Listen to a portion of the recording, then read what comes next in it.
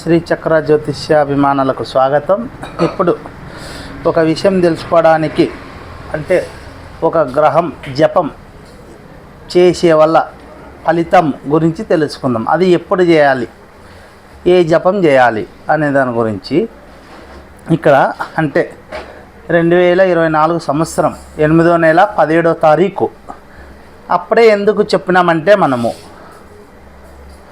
ఇక్కడ చూడండి 17వ తారీఖు 1/7/8 8వ నెల 2024 2/2/24 అంటే సంఖ్య 8 వస్తుంది. మొత్తం శనికి సంబంధించిన సంఖ్యలు కుదురుతున్నవి 17వ తారీఖు. కావున శని దోషమున్న వాళ్ళు ఎవరైనా, అంటే శని మహాదశ కానీ, రాహు మహాదశ కానీ, ఏలినాటి శని కానీ, అర్ధాష్టమ శని కానీ, అష్టమ శని వాళ్ళు కానీ ఈ జపం పాటించారంటే పరిహారం కొద్దిగా అయ్యే అవకాశం ఉంటుంది. కానీ ఏ టైంలో చేయాలి అన్న మనము ఒకవేళ ఏ టైం అయినా చేయండి ఆ రోజు, ఓకేనా. తర్వాత ఈ ఏలినాటి శని కానీ, అర్ధాష్టమ శని కానీ, అష్టమ శని కానీ, లేదా శని మహాదశ కానీ గురువర్గ లగ్నములకు చాలా ఎక్కువ ప్రభావం ఉంటుంది. ఎందుకంటే శని పాపు కావున గురువర్గ లగ్నాలు తెలుసు కదా మనకి, మేషము, కర్కటకము, వృశ్చికము, ధనుస్సు, మీనం, సింహం, ఇవే కదా. వీళ్ళకి ఇంకా ఎక్కువ శని మహాదశ ఉంటే ప్రభావం ఎక్కువ ఉండే అవకాశం ఉంటుంది.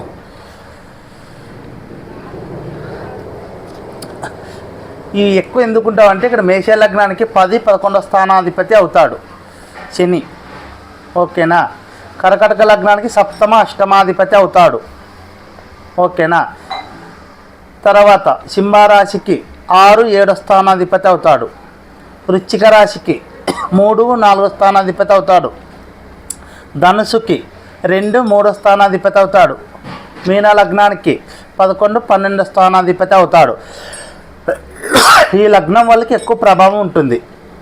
ప్రభావం ఏముంటుందంటే మేష లగ్నాలకి 10వ స్థానాధిపతి కావున చేసే వృత్తి వల్ల మార్పులు, చిరాకులు ఉండొచ్చు. 11వ స్థానాధిపతిగానే అవుతాడు కదా, అన్నవారు అక్కవారులతో కానీ గొడవలు ఉండే అవకాశం, విరోధం ఉండే అవకాశం ఉంటుంది. ఏదైనా వచ్చే లాభాలు రాకున్నట్లు ఉండే అవకాశం ఉంటుంది. ఇంకా రాశి చక్రంలో శని ఎక్కడున్నాడో చూసుకోవాలి, దాన్ని ఫలితాలుగా ఇస్తుంటాడు. నేను ఉదాహరణకి లగ్నాలకు మాత్రమే చెప్తున్నా. తర్వాత కర్కటక లగ్నానికి 7వ అవుతాడు, అంటే భార్యతో లేదా భర్తతో విరోధము, గొడవలు ఉంటాయి. 8వ అంటే అనుకోకున్నట్లు అపనిందాలు, అత్తవారితో గొడవలు ఉండే అవకాశాలు ఉంటాయి. తర్వాత మొలానికి సంబంధించిన ప్రాబ్లమ్స్ ఉండే అవకాశం అని ఉంటుంది, మూత్రానికి సంబంధించిన ప్రాబ్లమ్స్ కానీ. తర్వాత సింహలగ్నానికి 7వ 6వ స్థానాధిపతి అవుతాడు. అందువల్ల ఏమవుతుంది, 6 అంటే శత్రువులు, రుణాలు, మేనమామ, వీటి వల్ల ఇబ్బందులు. 7వ అంటే భార్యతో ఇబ్బందులు, గొడవలు. తర్వాత వృశ్చిక లగ్నానికి 3వ స్థానాధిపతి, అంటే కమ్యూనికేషన్ సరిగా ఉండదు.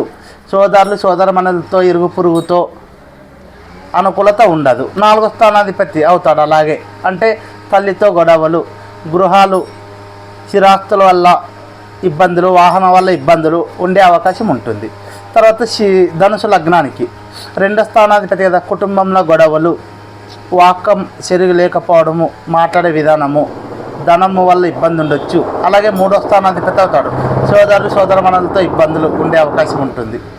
తర్వాత ఇరుగు పొరుగుతో ఇబ్బందులు ఉండే అవకాశం ఉంటుంది, కమ్యూనికేషన్ సరిగా ఉండదు. తర్వాత మీన లగ్నానికి 11వ స్థానాధిపతి, అంటే అన్నగారు, అక్కగారితో గొడవలు, ఏదైనా వచ్చే లాభాలు రాకున్నట్లు ఉండడము. తర్వాత 12వ స్థానాధిపతి అవుతాడు, అంటే చిన్న చిన్న అనారోగ్యాలు, పాదాలకు సంబంధించిన ప్రాబ్లమ్స్, తొడలకు సంబంధించిన ప్రాబ్లమ్స్, తర్వాత హాస్పిటల్ వల్ల ఖర్చులు, దూర ప్రాంతం నుంచి గొడవలు ఉండే అవకాశం ఉంటుంది. వీళ్ళకి అనుకూలం ఉంటుంది ఈ డేట్లో ఈ జపం చేసామంటే మనము శని జపం.